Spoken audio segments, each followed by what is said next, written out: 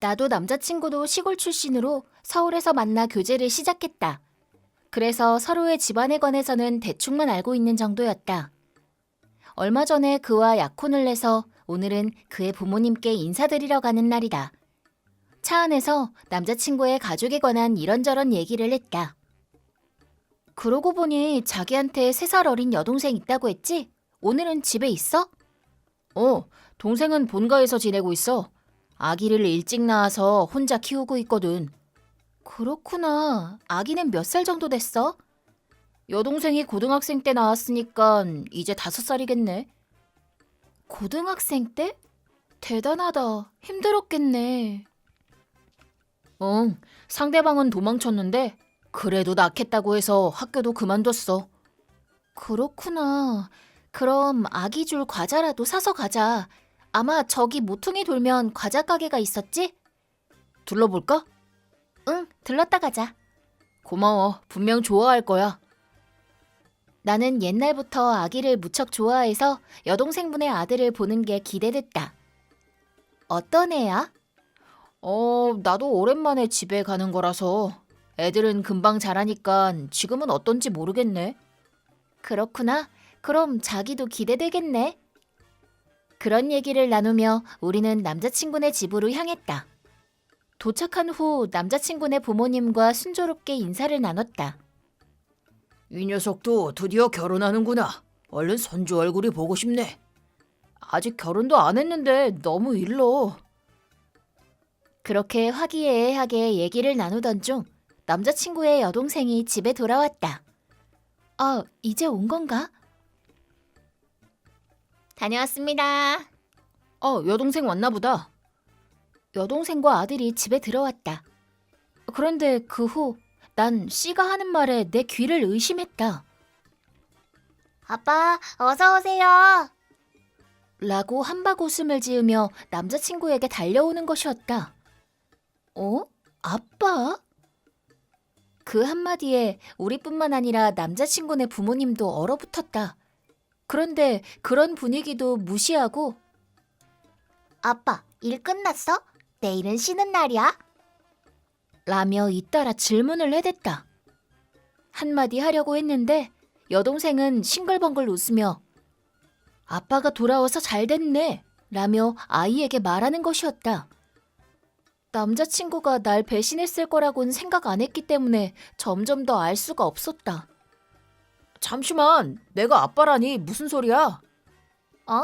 이 애한텐 오빠가 아빠라고 가르쳐줬어. 애한테 아빠가 없다고 하면 불쌍하잖아. 그러니까 앞으로도 아빠 역할 좀 해줘. 뭐? 그게 무슨 소리야?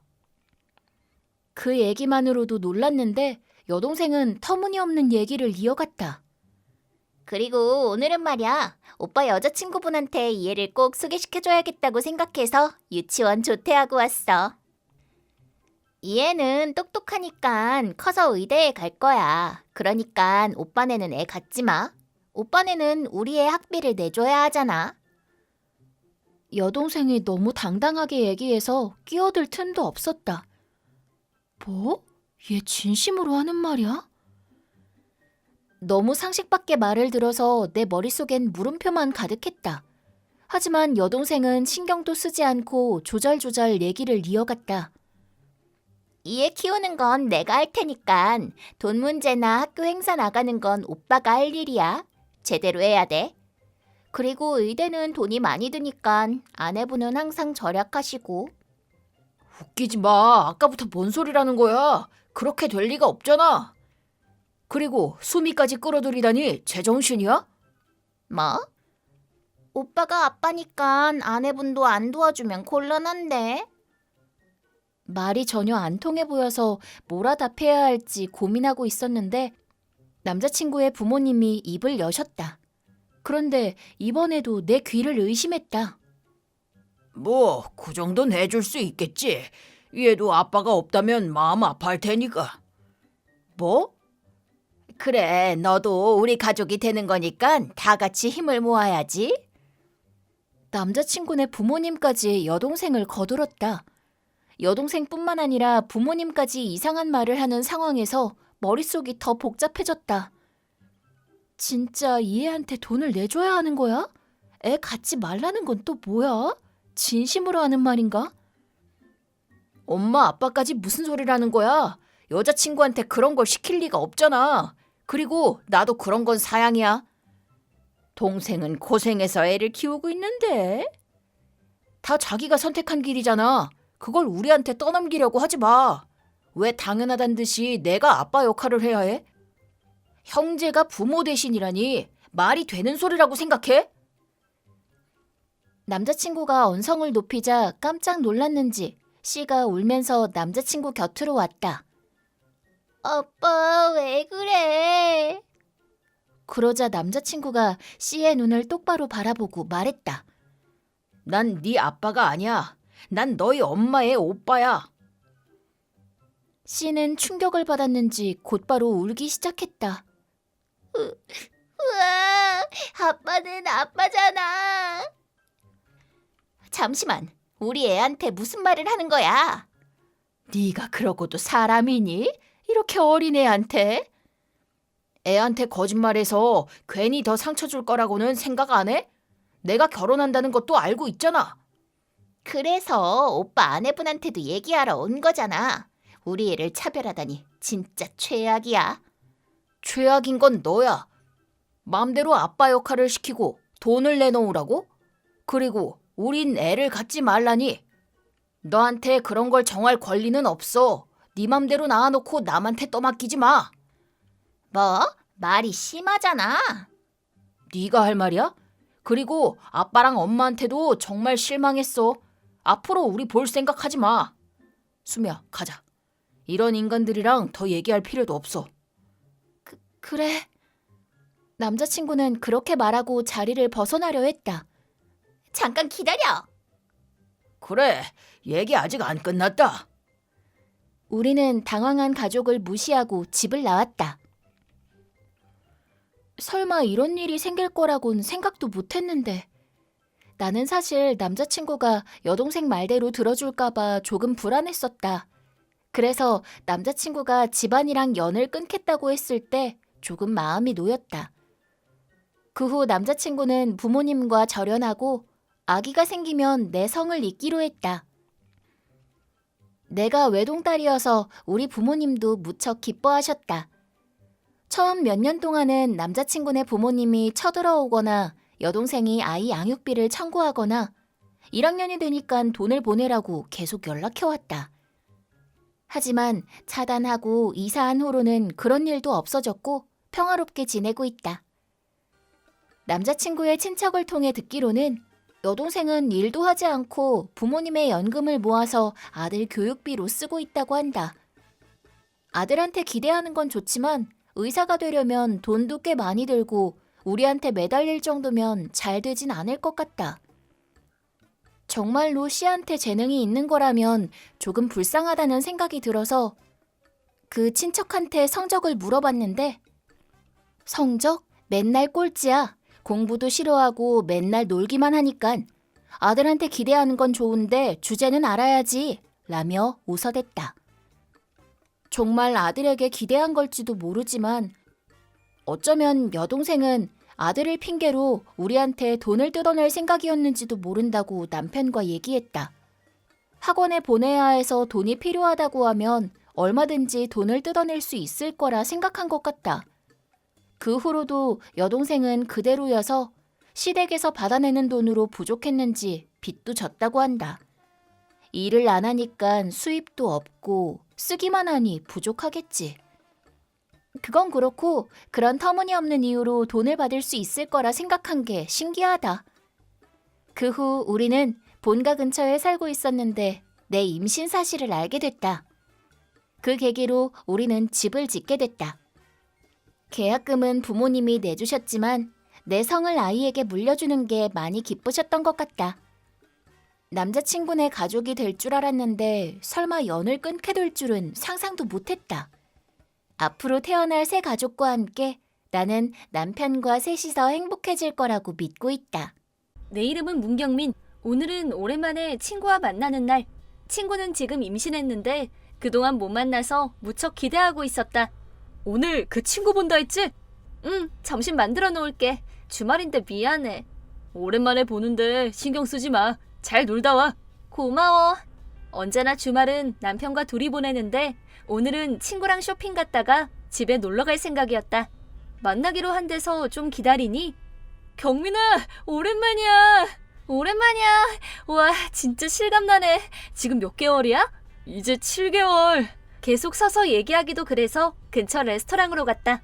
전 오므라이스랑 카페오레요. 전 스파게티랑 오렌지 주스요.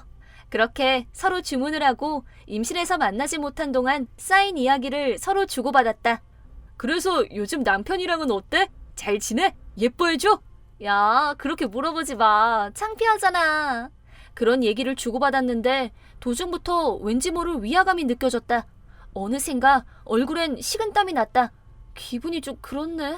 의식이 몽롱해져 눈을 감자 옆에서 친구가 걱정스럽다는 듯 경민아, 괜찮아? 말을 걸었다. 아, 응, 괜찮아. 그 순간 난 의식을 잃어버렸다. 눈을 떠보니 병원 침대 위였다. 경민아, 괜찮아? 너 갑자기 옆으로 쓰러지더라. 기억나? 아니, 전혀. 미안, 모처럼 만났는데. 무슨 소리야. 푹 쉬어. 알겠지? 결국 그날 난 몇 시간 병원 침대에 누워있다 택시를 타고 집에 갔다. 남편한테도 말할까 했는데 걱정할 것 같아서 관뒀다. 실은 이런 일이 처음은 아니다. 옛날부터 종종 그랬다. 뇌전증이란 병도 있어서 한번 검사 받아봤지만 멀쩡했다. 뭐 조금 컨디션이 나빠진 것뿐이고 괜찮겠지. 걱정시켜서 뭐해. 내가 가끔 이런 건 남편도 알고 있었다. 그래서 걱정할 것도 알고 있어서 말할 수 없었다. 물론 원인을 모른다는 건 나도 무섭다. 그래서 운전면허도 없고 어디 가고 싶다고 하면 남편이 꼭 데려다준다. 그래도 요즘엔 계속 괜찮았는데 왜 그러지? 의아했지만 그 이상 깊이 생각하진 않았다. 그리고 일주일 뒤 다시 친구한테서 연락이 왔다. 오늘 시간 괜찮아? 아, 응. 왜 그래? 지난번에 그렇게 됐으니까 우리 집서 같이 밥 먹자고. 그리고 저번에 병원 가서 초음파 사진도 찍었거든. 초음파 사진? 볼래. 근데 괜찮아? 밥하기 힘들잖아. 괜찮아. 남편도 없고 요리하는 거 좋아해. 알겠어. 그럼 준비해서 갈게. 그렇게 옷을 입고 버스에 타 친구 집에 갔다. 실례합니다. 어서 와. 밥은 다 만들었어. 뭐? 나도 같이 만들려고 했는데 미안. 괜찮아. 그럼 먹자. 거실에는 햄, 샐러드, 샌드위치 등 맛있어 보이는 음식이 있었다. 와, 맛있겠다. 친구는 요리를 잘하는데 이렇게 만들어준 것도 처음은 아니다. 오랜만에 먹을 수 있어서 무척 신이 나 있었다. 그렇게 함께 점심을 먹으며 친구가 병원에서 찍은 초음파 사진을 내게 보여줬다. 이게 뱃속의 아기구나. 아직 많이 작지? 빨리 태어났으면 좋겠네. 그런 얘기를 하면서 느긋하게 있으니 마음이 편하다. 아, 난 카페오레 마실 건데 오렌지 주스 마실 거지? 응? 주스도 있어? 그럼 친구가 좋아하는 건데. 고마워. 근데 저번에 쓰러진 거 남편한테도 말했어? 아니, 걱정하니까. 뭐 남편한테 자랑받고 있으니까. 또 그런 소리 한다. 그러는데 갑자기 또 머리가 욱신거리더니 컨디션이 나빠졌다. 왜 이러지? 또 이상한 느낌이 드는데. 저번처럼 의식이 몽롱해지는 감각이 날 덮쳤다. 그리고 눈이 떠졌을 땐 눈앞에 친구가 괴로워했다. 괜찮아? 그랬더니 믿기지 않는 말을 괜찮냐고? 네가 그래놓고 무슨 소리야? 나 너 절대 용서 못해. 동영상 증거도 있으니까. 뭐? 난 멍하니 서 있었다. 눈앞이 캄캄해지는 것 같았다. 그리고 친구는 병원에 간다며 집에서 나갔다. 혼자 남겨진 난 핸드폰으로 온 영상을 보고 깜짝 놀랐다. 이거 나야? 영상에는 내가 친구를 날 또 불러 깨운 거야? 그러면서 친구를 때렸다. 하지마! 대체 무슨 짓을. 뱃속에 아기도 있는데. 영상을 보고 몇 번이나 친구한테 연락을 했지만 받질 않았고 일주일 뒤 유산했다고 하는 카톡이 왔다. 그리고 그게 자기 때문이라며 남편하고도 이혼당했다고 했다. 그래서 그 모든 일의 원흉인 내게 위자료를 청구한다고. 친구의 행복을 산산조각 냈다는 충격에 그만 집에서 쓰러져 버렸다. 눈을 떴을 땐 눈앞에 남편이 있었다. 괜찮아? 당신 갑자기 쓰러졌다고. 설마 친구를 때려 유산시켰다곤 말을 할 수가 없어서 계속 말을 못했는데 정말 죄책감 때문에 죽을 것 같아서 모든 걸 털어놓았다. 그러자 남편은 내 손을 꽉 잡곤 계속 말 못했는데 당신은 이중인격이야. 아마 이번 일도 또 다른 인격이 한 짓일 거야. 이중인격이라고? 내가? 당신 어렸을 때 아빠한테 가정폭력을 당했지? 그런 사람들은 자신을 지키기 위해 방어기제가 작동해서 또 다른 인격을 만들기도 한대. 그리고 또 하나의 인격이 나오는 건 원인은 모르겠지만 카페오레라는 단어랑 사랑받고 있다는 단어가 합쳐졌을 때 그래. 그래서 평소에도 조심했었고 당신은 카페오레 안 마시니까. 그 말 친구가 자주 말했어. 친구는 카페오레 좋아하니까 알겠고 사랑받고 있다고도 자주 그랬어. 걘 알고 있었네. 아마 예전에 또 하나의 인격을 본 게 아닐까? 이미 늦었어. 또 하나의 인격이 친구한테 심한 짓을 한 건 사실이니까. 남편은 조금 생각하더니 알겠어. 만약 그게 정말이라면 둘이서 용서를 빌자. 근데 혹시 알고 그런 거라면 뭔가 꿍꿍이가 있었을 것 같아. 그러니까 한번 알아볼게. 그 후 알아본 결과 친구가 날 이용해 남편과 이혼 후 불륜 상대와 재혼하려 한 걸 알았다. 이유 없이는 이혼할 수 없었고 불륜이 걸리면 위자료를 내야 한다. 그래서 유산한 쇼크를 핑계로 이혼할 작정이었다. 사실 임신은 안 했고 뱃속에 뭘 채워놓고 다닌 거에 불과했다. 초음파 사진은 옛날에 친구한테서 받은 사진으로 날짜를 가렸다고. 남편이 흥신소에서 알려준 내용을 바로 친구에게 보내자 친구는 발광하며 나한테 달려들었다. 다 잘 풀렸는데 네가 쓸데없는 짓을 하니까. 눈앞에 있는 친구가 정말 그 친구가 맞는지 의심스러웠다. 완전 다른 사람 같았다. 그 정도로 친구는 내게 욕을 퍼부었다. 그러나 남편과 친구 남편이 날 지켜줬고 접근금지 명령을 받았다. 그 후 친구는 남편한테 위자료를 청구당했다. 이어서 내 남편도 고소했고 한 짓이 정말 비열하다는 이유로 위자료도 상당한 액수가 됐고 부모까지 그 책임을 지게 되는 형태가 되어 불륜 상대한테 버려져 모든 걸 잃어버렸다고 한다. 한편 나는 요즘 병원에 다니기 시작했다. 나으려면 시간이 꽤 걸리고 안 나을지도 모르지만 난 날 받아준 남편과 함께 앞으로도 숨기는 거 없이 살아가고 싶다.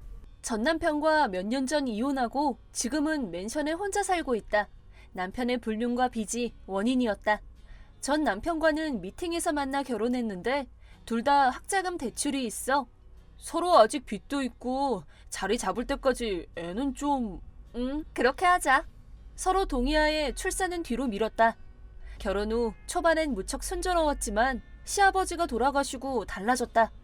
어느 날 시어머니가 남편 없이 혼자 살려니까 쓸쓸하구나 라고 하자 남편이 그럼 우리랑 같이 살면 되겠네. 방도 남아있고 라고 했다. 물론 같이 산다니 말도 안 된다.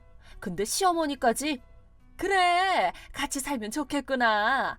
뭐? 둘 다 내 의견은 물어보지도 않았다. 참고로 시아버진 70대였지만 어머닌 아직 50대였다. 좀 쓸쓸하다고 신혼집에서 같이 산다고? 자기들끼리 다 결정하고 통보하듯 내게 물어왔다. 당신도 괜찮지? 괜찮은데 그래도... 오케이. 아들 고마워.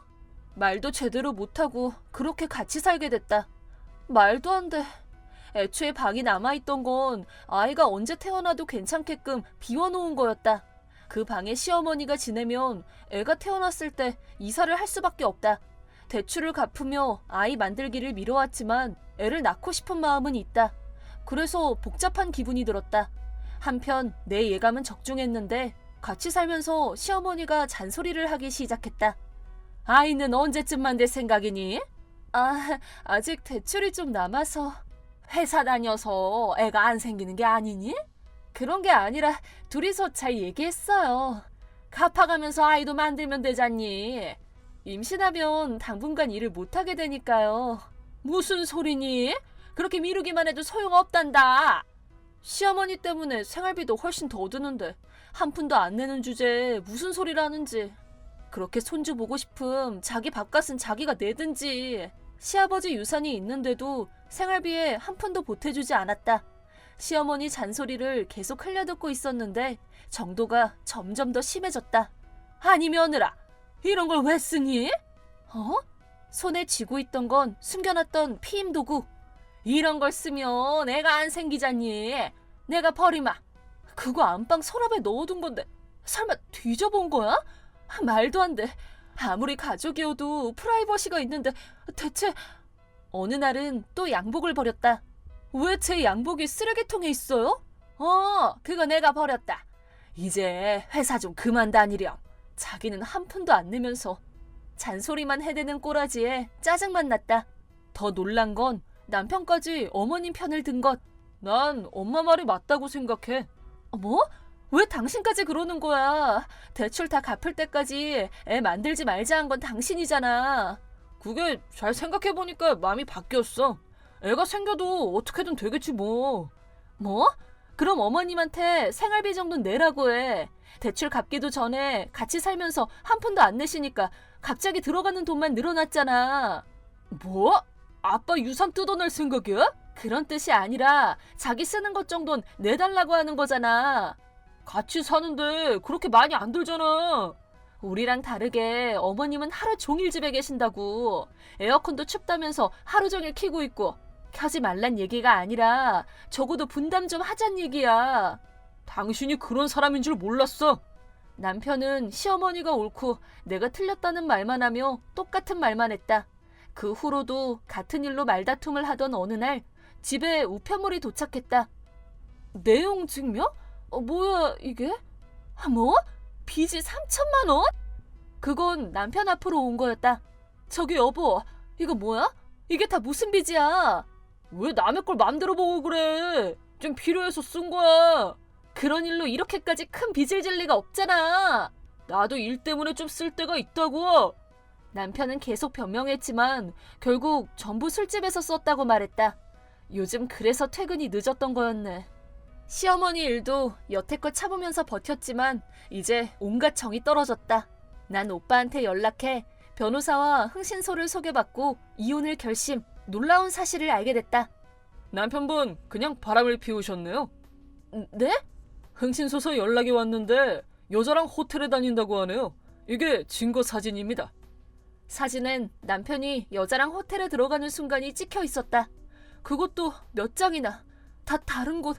이혼 사유를 불륜으로 바꾸어 남편한테 이혼 신고서를 들이밀었다. 증거도 있으니까 도장 찍어. 참, 위자료도 각오하라고. 당신 거짓말까지 했으니까. 그러자 남편은 흔해 빠진 레퍼토리를 읊어댔다. 저런 시어머니에 빚지고 바람까지 피는 놈이랑 계속 같이 살 수 있을 리 만무하다. 남편 말은 그대로 무시하고 이혼 후 위자료를 두둑히 챙겼다. 또 맨션은 내 명의여서 둘 다 바로 내쫓았다. 당신이 그런 여자인 줄 전혀 몰랐어. 인정머리였긴? 개의치 않고 싱글벙글 웃으며 그 여자 집으로 가주세요. 어머님도 같이요. 라고 하고 나도 이사했다.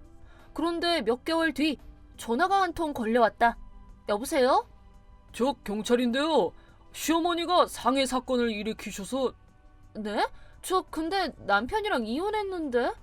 죄송하지만 서까지 와주실 수 없을까요? 경찰서에 가서 사건에 대한 설명을 들었다. 시어머니는 남편과 복수를 하러 전에 살던 맨션에 갔는데 거기엔 이미 다른 남자가 살고 있었다.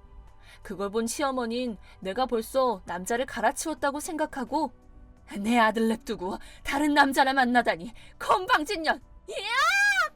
날 협박하러 들고 간 부엌칼로 덤벼들어 체포됐다고 한다. 그렇게 조사가 끝나자 변호사한테서 연락이 와서 만났는데 무척 놀라운 말을 들었다. 전 남편이 변호사한테 우리 엄만 좋은 분인데 맘대로 이혼한 전 부인과 그걸 도와준 변호사 당신 책임이니까 그 남자가 고소를 취하하도록 당신들이 설득해야 돼. 할 일을 해. 그러면 용서해 줄게. 다시 같이 살면서 빚 갚아나가자. 이런 얘기를 했다고 한다. 벌어진 입이 다물어지지 않았다. 물론 나랑은 전혀 상관없고 변호사랑은 더 상관없는 일이다. 다시 또 연락하면 꼬투리 잡힐 것 같아 그냥 가만히 냅두고 그대로 기소돼 실형이 선고됐다. 다시는 밖에 나오지 마라. 한편 그 남자는 다행히 목숨은 건졌지만 후유증이 남아 고액의 손해배상을 청구했다고 한다. 당연한 결과다. 그리고 전 남편은 집안일 해주는 사람도 없이 엄마 빚, 자기 빚으로 꼼짝도 못하게 됐고 엄마 일도 소문이나 살 곳도 잃어버렸다고. 모자가 참 콩 심은 데는 콩 난다더니. 아무튼 이제 더는 엮이고 싶지 않다. 친구 소개로 만난 여친이 연애 2년 차에 바람을 피웠다. 어떻게 알았냐면 친구한테 갑자기 연락이 와서 백화점에 네 여친 딴 남자랑 있더라? 알려줬다. 그래도 알고 봤더니 사촌 오빠라고나 하는 해프닝일 수도 있다. 제발 그랬으면 하고 있었는데 친구한테서는 말하긴 좀 그런데 그 분위기 봐선 친척 같진 않았어 라고 들었다. 그날 밤 자세한 얘기를 들으러 만났는데 거기엔 여친과 모르는 남자가 있었다. 말을 걸었더니 돌아보고는 남자 쪽은 얜 누구지? 하는 반응이었다. 여친은 얼굴이 새파래졌다. 표정만 봐도 그림이 그려졌다. 일단 나중에 보자 하고 원래 자리로 돌아와 밥 먹고 헤어졌다. 집으로 가는데 여친한테서 전화가 와서 지금 볼 수 있어? 그러길래 근처 공원에서 보기로 했다. 곧 여친이 와서는 그 사람 회사 선배인데 일 알려준 답례로 같이 밥만 먹은 거야. 캥기는 짓은 하나도 안 했으니까 오해하지 마. 헤어지기 싫어. 계속 얘기를 했다. 여친 말을 들으면서 그럼 친구가 봤다는 건 뭘까 생각하면서 설명하는 도중에 미안한데 오늘 친구한테 카톡 와선 너랑 웬 남자가 여가 백화점에서 같이 있는 거 봤다고 하던데? 그건 뭐야? 일하는 중이었어? 여친 쪽을 보자 얼굴이 또 새파래져 있었다. 여친도 설마 내 친구가 다 봤을 줄은 미처 몰랐겠지. 그러자 갑자기 여친은 미안해, 나 바람 피웠어. 그러더니 갑자기 공원 바닥에 무릎을 꿇었다. 일단 일으켜 세우고 얘기를 들으러 집으로 데려갔다. 그리고 집에 들어오자마자 여친은 직장 선배인데 너무 들이대서 거절 못하고 알겠다고 해버렸어. 몇 번이고 그러는 사이에 좋아하게 됐고 근데 너도 좋아하니까 헤어지기 싫어 라고 했다. 참 제멋대로라고 생각하면서도 난 그런 말도 안 되는 소리 말고 둘 중 하나 골라 라고 하고 돌려보냈다. 그 다음날 여친한테 무슨 짓이야? 너 절대 가만 안 둬. 여친 친구한테서 그런 카톡이 20개 정도 와 있었다. 아무 짓도 안 했으니까 대체 무슨 일인가 싶었는데 아무래도 여친이 친구들한테 내가 바람 피워서 복수하려고 남자랑 좀 노니까 협박하면서 땅바닥에 무릎 꿇게 했다고 말하고 다닌 것 같다. 협박한 적 없고 무릎은 마음대로 꿇어놓고선 여친한테 전화하자 어제 그 남자가 봤길래 자초지종을 말하자 바로 갈게요! 라며 전화를 끊었다. 30분 후 그 남자가 뼈로 통한 여친을 데리고 찾아왔다. 남자는 무려 유부남이었고 죄송합니다. 용서해주세요. 내 얼굴을 보자마자 사과했다. 설명하는 것보다 보여주는 게 빠를 것 같아 나한테 협박하는 카톡을 보낸 여친 친구들도 불렀다. 진실을 알게 되자 얘기가 완전 다르잖아. 어떻게 된 거야? 여친한테 다그쳤지만 여친은 바닥만 보고 아무 말도 안 했다. 이대로면 결론이 안 나니까 여친한테 넌 누구랑 사귀고 싶은 건데? 라고 묻자 잠시 시간이 흐른 후 양쪽 다, 난 양쪽 다 갖고 싶어 소리를 질러댔다. 그리곤 혼자 폭주하기 시작했다. 그때 안 들켰으면 계속 유지할 수 있는 관계였는데 서로 좋아하기만 하면 양다리여도 상관없잖아. 애초에 남자면 궁시렁대지 말고 여자인 내 말대로 해. 이러는 모습을 처음 본 난 입이 벌어졌다. 그 남자도 어이없다는 듯 여친을 쳐다봤다. 여친 친구도 마찬가지였다. 아무래도 여친은 나나 그 남자가 눈치 못 챘으면 그대로 관계를 유지할 생각이 가득했나 보다. 그 말을 듣고 오만정이 다 떨어지는 게 느껴졌다. 일단 난 그 남자한테 일단 사정은 알겠는데 당신 결혼했다는 게 뭔 소리야? 부인 놔두고 얘랑 바람 피웠단 거지? 라고 하자 그 남자도 새파래졌다. 여친이 바람 피운 것 자체도 열받는데 유부남이 그 불륜 상대였다니 어이가 없다. 그 남잔 제발 아내한테 말하지 마. 위자료라면 얼마든지 낼게. 그건 당신이 정할 일이 아니야. 일단 오늘은 돌아가. 일단 남자를 돌려보내고 여친한테 당당하게 양다리 선언하는 여자랑 어떤 남자가 사귀겠어? 이제 너랑은 헤어질 테니까 라고 하자 왜? 나 좋아하잖아. 좋아하면 됐잖아. 너도 나 좋아하니까 라고 했다. 전혀 주눅들지 않는 태도에 진저리가 났다. 농담 아니고 빨리 꺼져. 여친을 집에서 쫓아냈다. 내가 부른 여친 친구도 그 꼴을 보고는 지레짐작해서 미안. 나한테 사과하고 집으로 갔다. 그 후 난 둘을 어떡할지 생각했지만 딱히 여친과 약혼한 건 아니었다. 그 불륜남 쪽은 계속 아내한텐 말하지 말라고만 하며 내게 돈을 건네줬다. 혹시 약혼했거나 결혼했었다면 얘긴 달라지겠지만 아무래도 그 남잔 요춘한테 남친이 있었을 줄은 정말 몰랐었던 것 같았다. 뭐 그 집까지 난장판으로 만들긴 뭐해서 그거 받고 끝내기로 했다. 이제 문제는 전 여친이다. 양다리 걸친 것도 열받는데 그러고도 당당한 여친 태도에 질려 빨리 헤어지고 싶었다. 그런데 그 남자가 곧바로 자신과의 관계를 끊자 어째선지 나한테 다시 매달리기 시작했다. 미안해. 역시 나한텐 너밖에 없어. 그런 남자 따윈 이제 몰라. 너를 고를 테니까 다시 시작하자. 응? 란다. 확실히 한쪽을 고르라고는 했지만 그건 그때 얘기다.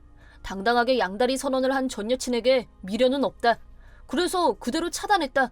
그런데 어느 날 퇴근하는데 집 앞에 숨어 계속 기다리다가 내가 나타나자마자 진짜 기다리다 지쳤어. 빨리 집에서 따뜻한 거라도 마시자. 당연하다는 듯이 안에 들어가려고 해서 웃기지 마. 빨리 꺼져. 너랑은 진작에 헤어졌으니까. 안 헤어졌다니까. 내가 널 골랐으니까 다시 시작이야. 전혀 말이 안 통했다. 뭘 다시 시작이야. 꺼져. 맞다. 우리들 사귀지 말고 결혼하면 되지? 나 이제 너뿐이라고 정했으니까. 그치? 또 폭주하는 전 여친을 힘으로 뿌리치고 나만 집으로 들어가 바로 경찰에 신고해 빨리 좀 와달라고 했다. 그러자 5분 정도 지나 경찰이 와 데려갔다. 그런데 전 여친은 왜 남친 집에 왔는데 잡아가는 거야? 이거 놔! 계속 난동을 부렸다. 끈질기게 남친 거리니 경찰도 정말 남자친구가 아닌 거죠? 물어보고 자초지종을 다시 설명해 이해는 시켰는데 또 올 게 불보듯 뻔했다. 게다가 동네 체면도 있으니 곧장 살고 있던 집 계약을 끊고 사택으로 이사 가기로 했다. 우물쭈물 댔다간 또 올 게 뻔해서 좀 비싸긴 했지만 업자 불러서 하루 만에 끝냈다. 그 후 경찰이 전 여친한테 스토킹 방지법에 대한 설명을 해줬지만 아니나 다를까 옛날 집에 또 찾아와선 문을 쾅쾅 발로 차며 너 저번에는 경찰까지 불렀지? 여친을 신고한다니 진짜 제정신이야? 빨리 문 열고 안으로 들여보내줘! 막 소리를 질러댔다고. 그걸 듣고 동네 사람이 몇 명이나 경찰에게 신고해서 또 경찰한테 끌려갔다고 한다. 여친이 잠잠해질 낌새는 없었고 나도 합의할 생각은 없어서 그대로 실형 살게 되겠지. 나랑 같이 있을 땐 그냥 평범했는데 그렇게 바뀌는 모습을 보니 솔직히 당분간 여자 만날 생각은 안 든다. 내 이름은 김서연. 대학 졸업 여행으로 친구 셋과 놀러 갔다. 거긴 내가 가족과 자주 갔던 곳으로 이번에 가이드를 해주기로 했다. 원래 관광지였지만 요즘 더 유명해져서 성수기 땐 커플이나 가족 여행객이 많았다. 그렇게 곧바로 전망 좋은 데로 갔는데 성수기라 그런지 사람이 무척 많아 좀처럼 움직이지도 경치가 잘 보이지도 않았다. 친구들 표정이 좀 어둡길래 좀 복잡한 길이지만 남들 모르는 곳을 안내해주기로 했다. 전날 비가 와 질척질척거렸지만 좋은 경치를 보러 조금씩 산속 깊이 들어갔다. 이게 비극의 시작이 될 줄은 모른 채 10분 정도 걷고 드디어 그곳에 도착할 수 있었다. 우와, 정말 예쁘다. 친구들은 무척 기뻐했다. 기뻐해줘서 다행이다. 바로 그때였다. 진짜 끝내주네. 남자 목소리가 뒤에서 들려왔다. 돌아보자 거기엔 우리들 나이대의 남자가 3명 있었다. 가만 들어보니 아무래도 우리 얘기를 엿듣고 우리 뒤를 따라온 것 같았다. 여기가 좋겠네. 그럼 찍자. 그러자. 그렇게 3명은 각자 핸드폰을 들고 동영상을 찍기 시작했는데 근데 쟤네들 때문에 엄청 방해되네. 못생긴 게 좀 꺼주지. 우리 들으라는 듯이 말했다. 모처럼 즐거운 여행 첫날인데 이런 애들한테 엮이면 안 되겠다고 생각해 돌아가려고 했다. 근데 바로 그때였다. 무려 높이 10m는 돼 보이는 거의 수직인 절벽에서 발을 헛디뎠다. 떨어지기 직전 간신히 튀어나온 바위를 잡았는데 위를 보니 그 양아치들이 서 있었다. 살려주세요! 뭐? 왜? 아까 너 우리 얼굴 보고 크게 한숨 쉬었잖아. 처음 보는 사람한테 한숨이나 쉬고 너무하네. 나 상처받았어. 그것보다 네가 살살 밀어서 이렇게 됐잖아. 막판에 겁먹었어? 우린 그냥 발을 삐끗했다고 하면 된다고. 겁먹긴 누가. 그냥 얘가 너무 무거워서 안 밀리더라. 맘대로 짓거려라. 그런데 진짜 체중 때문에 바위를 잡고 있는 손이 심하게 아파와 당장이라도 떨어질 것 같았다. 다이어트 좀 할걸. 그야말로 후회 막급이었다. 그때였다. 친구들이 달려와서는 내 팔을 잡고 절벽에서 끌어올렸다. 그러는 사이 그 양아치들은 어딘가로 사라져 있었다. 올라오고도 살았던 실감이 안 나 발이 떨리고 한동안 전혀 움직일 수 없었다. 여관에 도착했을 땐 이미 캄캄했다. 체크인을 끝냈지만 다들 기운이 없어 보였다. 모처럼의 졸업여행인데 나 때문에 가라앉았네. 그런데 곧이어 로비에 짜증나는 사람들이 왔는데 그 사람들은 낮에 날 절벽으로 민 양아치들이었다. 충격이었다. 날 죽이려고 한 놈들과 같은 여관이라니.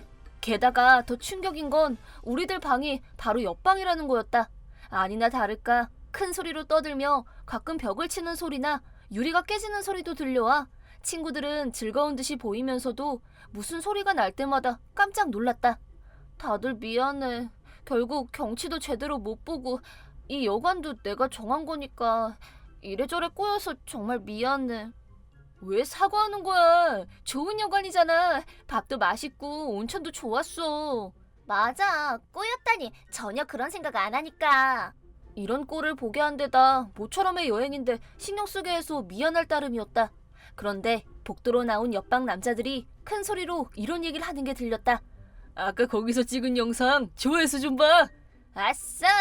그 돼지년 덕분이네. 절벽에서 떨어져서 지금쯤 저 세상에 가겠지만 진짜 삼고빔이네. 이런 얘기까지 듣자 참을 수 없었다. 더는 못 참겠어. 절대 용서 못해. 그렇게 만악의 근원인 저 양아치들을 처치하려고 했는데 못 참겠다니 어쩌려고. 우리들 힘으론 무리잖아. 괜찮아. 아까 삼촌한테 연락했더니 바로 달려온다 했으니까. 삼촌? 그분? 그럼 이제 됐네. 그로부터 5분 정도 지나 모두 다 방에 들어갈 때를 기다렸다가 옆방으로 찾아갔다. 누구야 넌? 술 냄새. 낮에 당신들이 죽이려고 한 사람인데? 그때 그대지? 살아있었네? 그래서 뭔데? 바로 옆방인데 너무 시끄러워서 조용히 좀 해줄래? 진짜 민폐야. 뭐가 잘났다고 돼지년이 이래라 저래라 해. 배짱 두둑하네. 너 죽고 싶어? 죽다 살아난 게 불만 있으면 내가 좀 들어볼까? 거기 나타난 건 키 190cm의 거구에 조금, 아니 엄청 무서운 삼촌. 아저씨 누구야? 실은 이 여관은 삼촌이 운영하는 곳으로 삼촌은 이 지역 호텔 여관 협동조합의 회장이기도 하시다. 그날도 삼촌은 회의에 참석해 계셨는데 조카한테 큰일이 났네. 곧장 이곳으로 오셨다고 한다. 그건 그렇고 아주 저질러 주셨구만. 장호지랑 문에 구멍 내고 다다미엔 수리 떡칠. 그리고 유리에도 금이가 있잖아.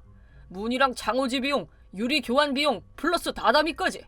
대충 봐도 돈 500은 깨지겠네. 고칠 동안 방도 못 쓰니까 일주일 걸린다 쳐도 300만 원 손해. 다 해서 800 각오하고 있으라고. 800? 우리가 낼 것 같아? 그럼 어쩌게? 경찰이라도 부를까? 경찰? 야, 튀자!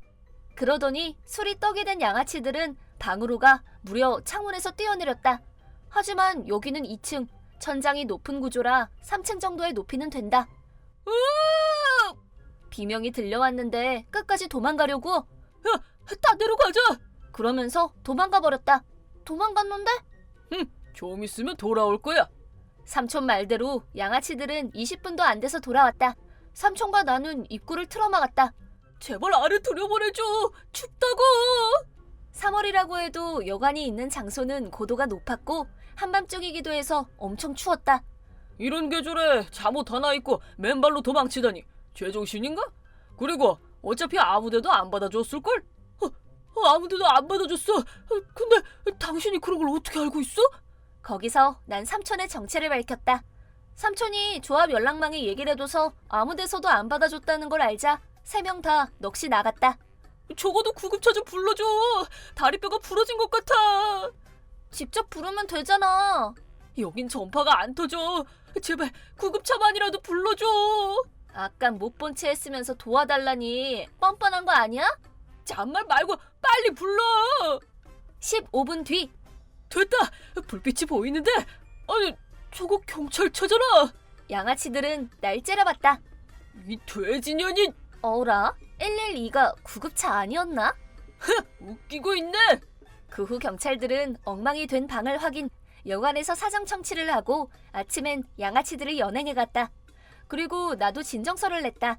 실은 절벽에서 날 미는 순간이 경치를 찍던 친구 동영상 끄트머리에 찍혀 있었던 것이다. 이게 확실한 증거가 되어 양아치들은 기물 손괴죄에 더해 살인 미수죄가 추가됐다. 게다가 이번 일과 별도로 민폐짓을 일삼았던 게 자기들이 올렸던 동영상에서 확인돼 그것도 경찰에게 추궁당했고 실형을 받았다고 한다.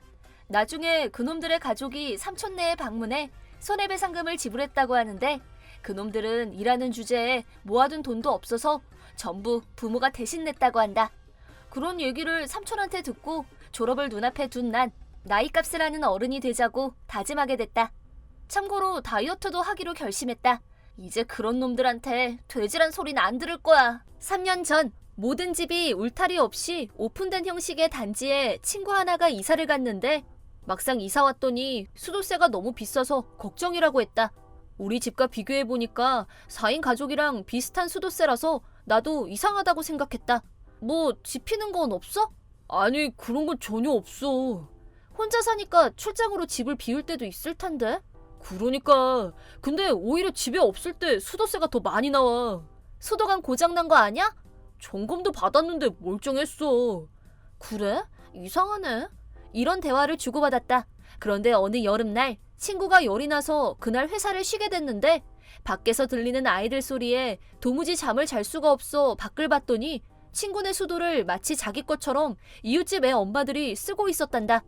열이 펄펄 끓어서 환각을 보는 게 아닌가 싶었다는데 엄마들은 아이 8명은 들어갈 만한 커다란 풀장에 물을 가득 채우고 샤워기 헤드를 연결해 아이들한테 뿌리며 즐겁게 놀고 있었다고 한다. 친구는 전에 사뒀던 카메라로 자기 집 마당을 관찰했더니 얘들아 수박이다 라고 말하자 아이들이 수박이 있는 테이블로 우다다다 달려갔단다. 아이들은 물에 흠뻑 젖은 채로 의자에 앉아 정원을 향해 수박 시베끼 대회를 시작했다고 한다. 그날은 아파서 자고 있었던 탓에 친구가 집에 있는지 모르고 몰래 친구네 마당으로 침입한 모양이었다. 아이들이 마구 뛰놀며 수박씨를 마당 여기저기에 뿌렸는데도 엄마들은 아무도 주의를 주지 않았다. 우선 친구는 증거를 남기기 위해 카메라로 영상을 촬영한 뒤 경찰에 신고해서 사정을 설명했더니 곧장 경찰이 출동했지만 엄마들은 여기 우리 집인데요?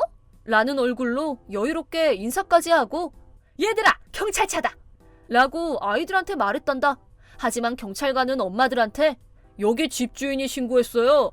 남의 집 정원에 들어와서 수도를 썼다던데요? 라고 말하자 깜짝 놀라며 네? 지금 집주인 없을 텐데? 아니 제가 이 집주인이에요. 라고 말했지만 성함이 어떻게 되나요? 확인해 보죠. 이름이요? 그게... 라며 쩔쩔맸다. 친구 집은 문패를 붙이지 않아서 경찰한테 아무도 이름을 대답할 수 없었고 경찰관이 초인종을 눌러서 친구가 나오자 뭐야? 집에 있잖아! 왜 있는 거야? 라며 엄마들은 곤란한 듯 소리쳤다. 친구는 열이 펄펄 끓어서 몸이 굉장히 아팠지만 그건 내가 할 말이고 당신들이 왜 여기 있어? 여기 우리 집인데? 그냥 빌린 것 뿐인데? 의자에 좀 앉은 거 가지고? 그러자 친구는 아까 찍었던 영상을 경찰관한테 보여줬고 그럼 이건 뭐지? 난 수도 써도 된다고 한마디도 안 했는데? 그리고 남의 집 마당에서 음식을 다 흘리면서 먹는 건 또 뭐고? 떡하니 증거가 있어서 엄마들은 아무런 대꾸도 못하고 고개를 숙일 뿐이었다. 그리고 건설업체 직원이 마침 찾아와서 무슨 일은 없으신가요? 라고 친구한테 물었는데 당신은 매일 돌아다니면서 이것도 몰랐어? 라고 화내자 허둥지둥 집을 돌아보러 다녔다. 이미 변호사한테 내용 증명을 해달라고 했지만 직원의 설득으로 그만두자고 하고 싶었는데 말을 못했어요. 라며 두 사람은 남편과 함께 사과하러 왔단다. 남은 내 집은 뻔뻔하게 한 번 쓴 거 가지고 라고 말했지만 한 번만 썼을 리도 없고 반성의 기미도 전혀 안 보여서 절차대로 진행했다. 그러자 변호사 이름을 보고 놀란 두 사람이 친구 집에 와서 정말 죄송해요. 잘못했어요. 합의로 끝내주세요. 라며 사과했다고 한다. 전에 뻔뻔했던 태도가 생각난 친구는 잠시 고민했지만 귀찮기도 하고 사과도 했으니 합의로 끝내기로 했다. 하지만 남은 두 집은 고집을 부리며 내용 증명도 무시했다. 그러자 친구도 실력 행사를 하겠다며 재판을 일으키기로 결정했다. 그런데 이번 소동을 알게 된 남편들이 서둘러 친구 집에 찾아왔단다. 남편들은 무릎을 꿇고 사과하며 제발 고소는 참아주세요. 합의금 낼게요. 라고 말하자 아내들은 뭐? 돈을 내긴 왜 내? 재판하면 되잖아. 라며 성을 냈다. 친구는 재판이 뭔지는 알고 저러나 싶었지만 남편들은 제정신이야? 재판하면 우리가 질 게 뻔하잖아. 그러면 회사에서 내 입장이 어떻게 될지 생각해 본 적은 있어? 애초에 네가 고소당해도 쌀짓을 저질렀잖아. 합의로 못 끝내면 일이 커지는 걸 왜 몰라? 수도 좀 쓴 게 모태수라고. 쪼잔하긴. 뭐 조금? 남의 집에 침입해서 좀도둑 같은 짓이나 하고 거기다 한두 번 쓴 것도 아니잖아. 집 앞엔 난장판이 벌어졌다. 친구는 저 아줌마 머리 나쁘구나 싶었단다. 결국 두 집 중 한 집은 이혼 위기에 처했고 다른 집은 시어머니와 같이 살게 됐다. 시어머니의 감시가 싫었던 아내는 말도 안 돼. 어머니랑 사는 거 싫어. 라며 싫은 티를 팍팍 냈지만 남의 집 수도를 쓰고 무단 침입한 주제에 무슨 소리야?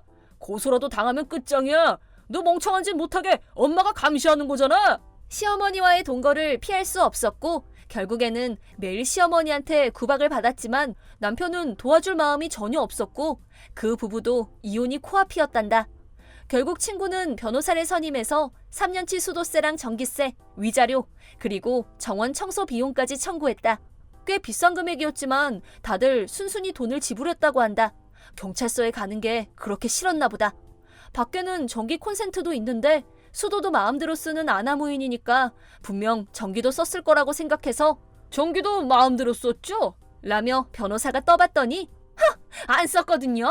라며 처음엔 부인했지만 이웃분께 물었더니 핫케이크도 자주 구워 먹고 바비큐 같은 것도 하던데 그리고 핸드폰 충전기도 꽂아놨더라고. 이런 증언이 여럿 나왔고 그 길로 다시 한번 확인을 했더니 변명이 안 통하겠다 싶었는지 결국 인정했다. 참고로 이웃분은 그 엄마들이 거의 날마다 쓰길래 친구의 허락을 맡은 줄 알았단다. 그래서 허락한 적이 없단 걸 말씀드리자 깜짝 놀라셨다고 한다. 물론 이번 일이 끝난 뒤 친구 집 광열비는 큰 폭으로 줄어들었다. 이번에 이웃분들한테 도움을 받으면서 그 엄마들이 저지른 짓이 온 동네에 소문이 났는지 길 가다 마주치면 저기 저 사람이야. 옆집 총각집에 불법 침입해서 수도에 전기 멋대로 썼다지 뭐야. 사람 없는 집에 몰래 들어가다니 제정신인가? 다 큰 어른이 상식은 엿바꿔 먹었나 몰라? 라며 욕을 먹고 있단다. 그래도 가만히 생각해보면 무서운 일이다. 자기 몰래 멋대로 집에 들어와서 수도의 전기에 제것마냥 썼으니까. 심지어 그 엄마들 집에도 작은 마당이랑 수도가 있었다고 한다. 그런데 어느 날 혼자 사는 친구가 이사왔고 출장으로 집을 비우는 걸 알자 넓은 마당에 전기랑 수도도 쓸 수 있다며 엄마들이 다 같이 가서 쓰자고 했단다.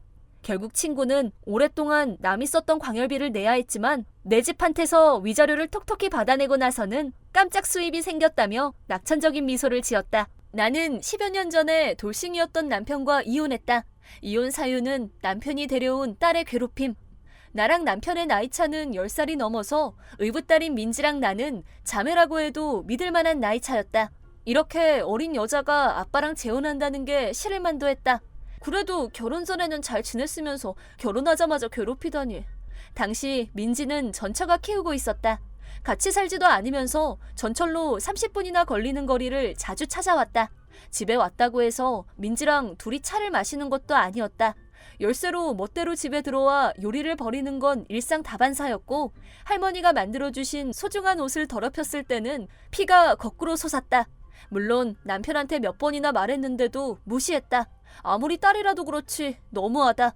날 괴롭히는 걸 그만두게 하든지 민지한테 준 열쇠를 되돌려 받든지 해줘 라고 단호히 말했지만 씩 웃으며 그럼 너도 집 열쇠 가지면 안 되겠네 라고 말했다.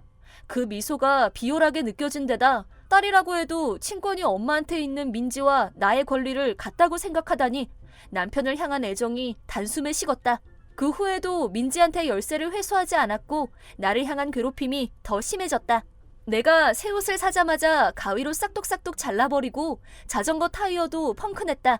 비싼 건 아니었지만 계속 반복되니 당연히 화가 났다. 내가 하는 말을 전혀 들어주지 않는 남편을 견딜 수가 없어 별거하다가 결국 이혼했다. 남편과 함께 산 건 반년밖에 안 됐지만 내 물건은 거의 민지가 망가뜨려서 4분의 1밖에 남지 않았다.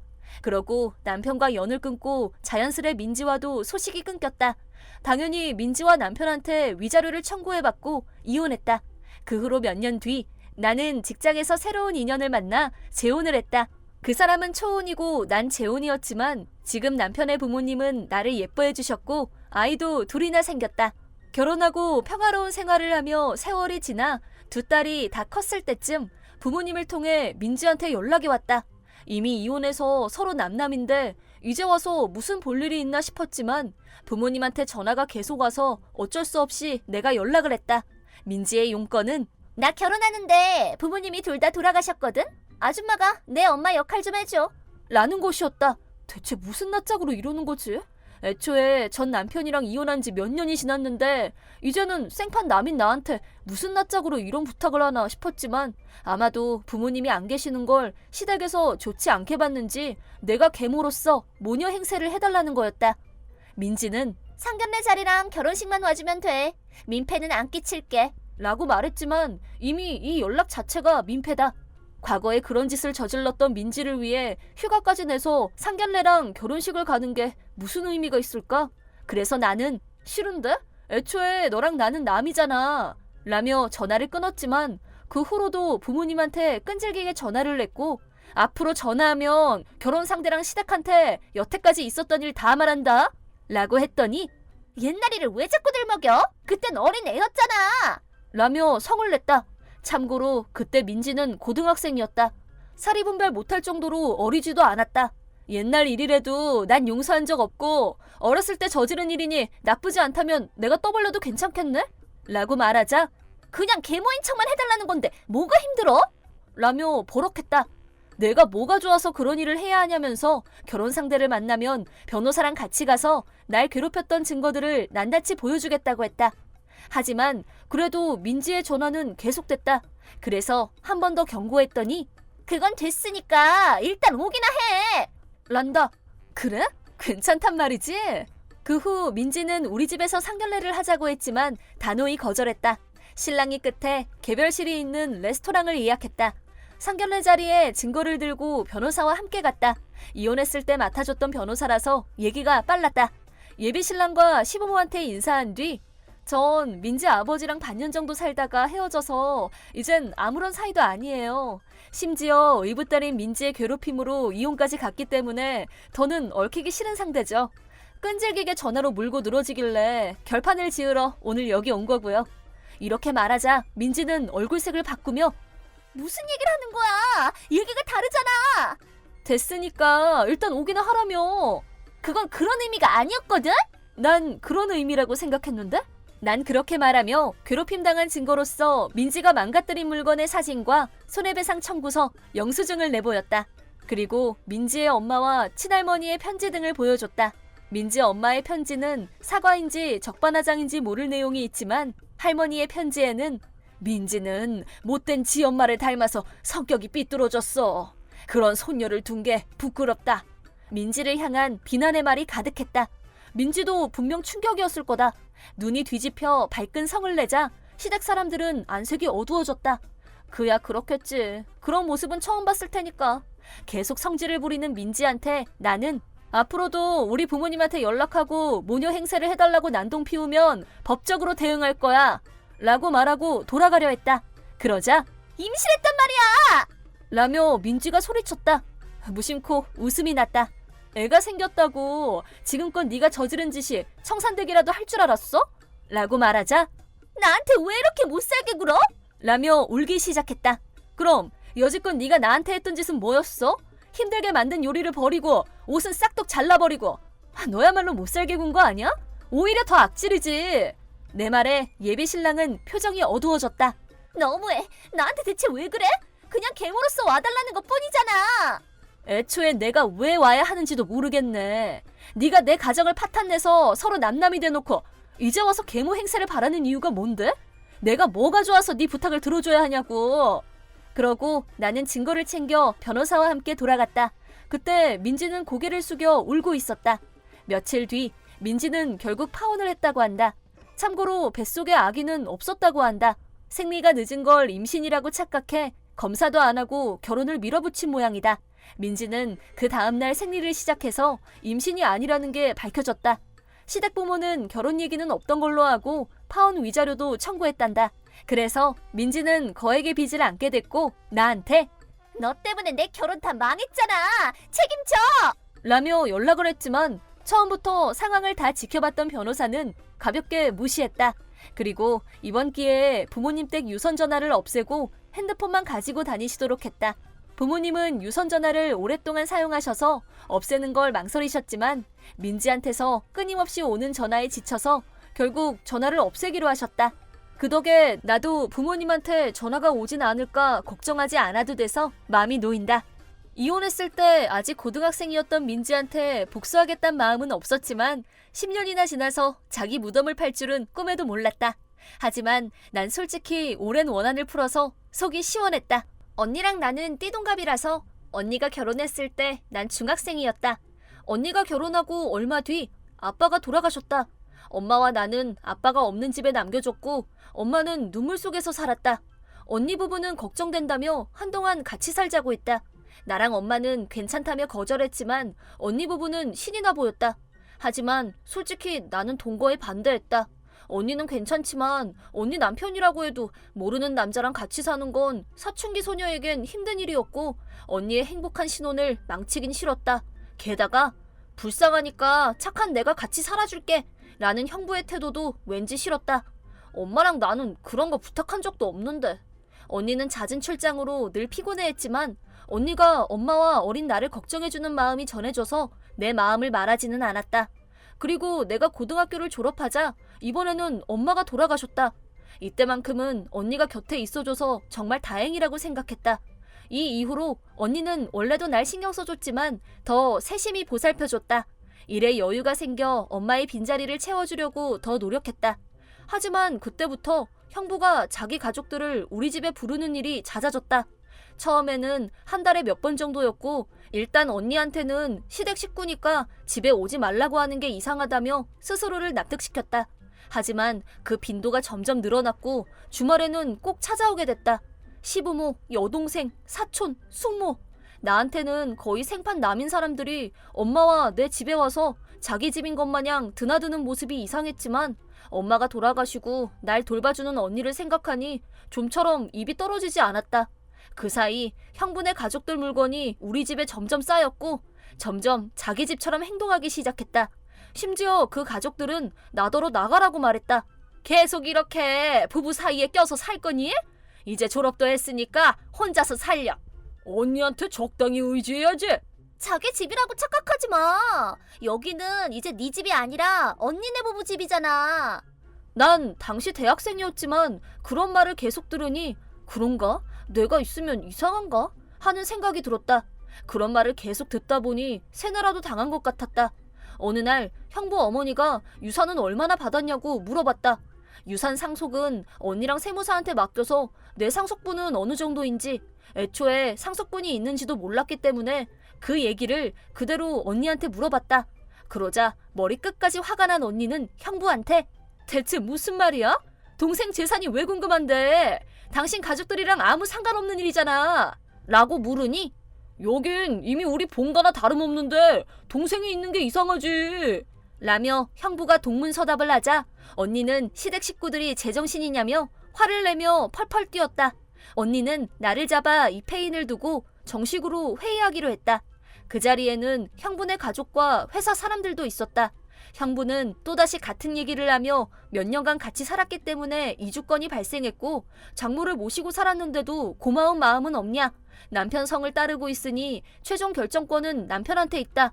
어쨌든 이 집은 아내가 맘대로 할 수 있는 게 아니라며 서류까지 만들어 능청스럽게 술술 말했다.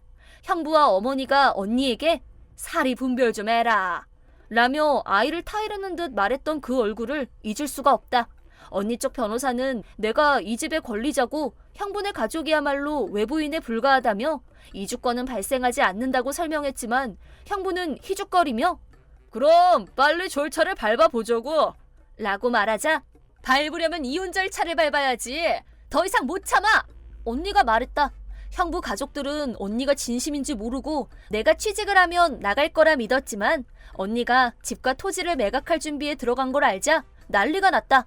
형부 부모님도 변호사를 찾았지만 전부 거절당하자 형부한테 진작에 손을 써놨어야지! 라며 호통을 쳤다. 그 가족은 가난하진 않았지만 도심에 있는 우리 집에 살고 싶었는지 형부 여동생은 우리 집 주소가 들어간 명함까지 만들었다. 심지어 리모델링 업자와 상담까지 하고 그 리모델링 비용도 언니 돈으로 충당하려 했던 것도 밝혀졌다. 언니 허락을 구하지도 않았다. 언니의 결연한 태도를 보고 형부는 결국 나한테 찾아와 권리를 양보해달라고 말했다. 물론 단호히 거절했지만 이번에는 협박까지 하기 시작했다. 우리 부모님 생사가 네 손에 달려있어. 언니도 아직 창창한 30대에 이혼녀 딱지 붙을 거고 나도 언니 일에 압력을 넣을 거거든?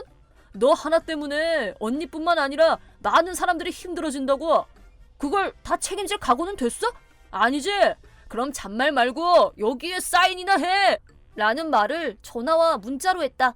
흑발로 남의 집에 멋대로 쳐들어온 기생충 같은 부모의 생사는 내가 알 바 아니지만 언니가 일을 못하도록 압력을 넣는다는 말을 듣고 마음이 흔들렸다. 이 못돼 먹은 형부한테 갚을 은혜 따윈 없지만 언니한테는 아니었다. 그런데 나 때문에 언니가 좋아하는 일을 못하면 어쩌지?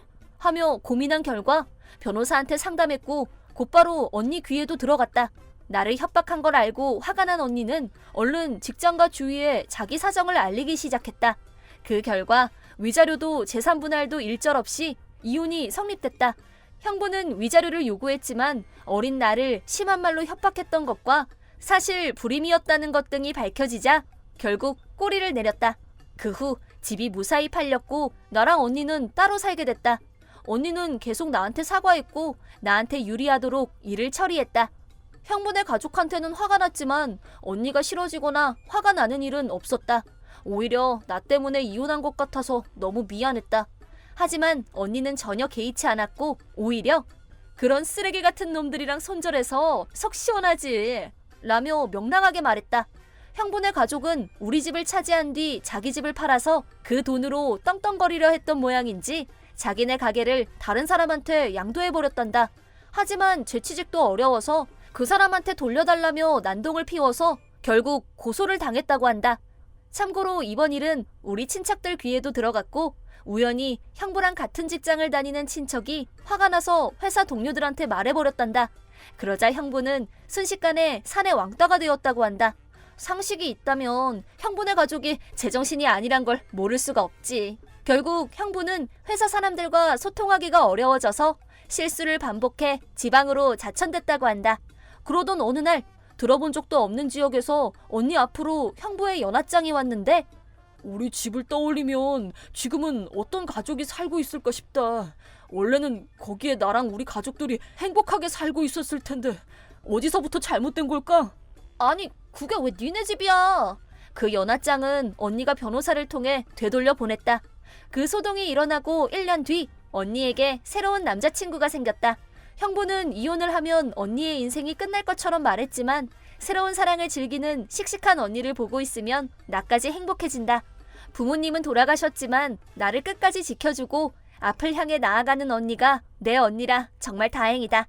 여유가 생기면 감사의 표시로 언니랑 여행을 갈까 계획 중이다.